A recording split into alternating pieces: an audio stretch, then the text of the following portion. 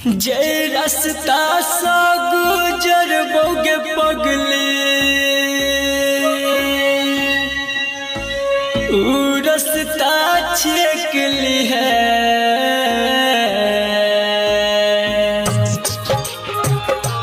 इलाका किसी का हो धमाका चंदन डीजे का होगा। जब अर्थी पजेबो हम तो एक बेर डोली से देख ली है। जब अर्थी पजेबो हम तो एक बेर डोली से देख ली है।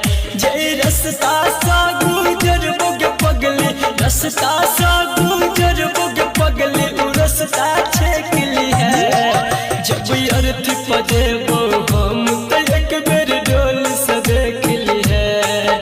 जब अर्थी पजेबो हम तो एक बेर डोली से देख ली है।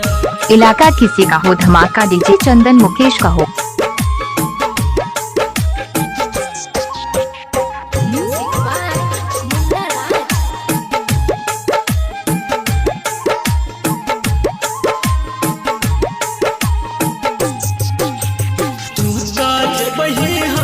खुशी से पिया जी के गाम गे छोड़ के जेबै दुनिया हम मिटा के अपन नाम गे।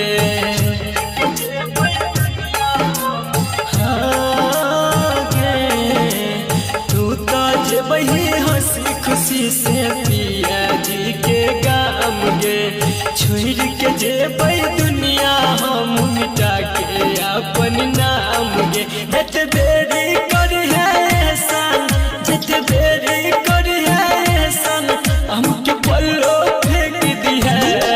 जब अर्थी पजेबो हम तो एक बेर डोली से देख ली है। जब अर्थी पजेबो हम तो एक बेर डोली से देख ली है। चंदन डीजे आपका घर कहाँ है? पुखराम कचैया।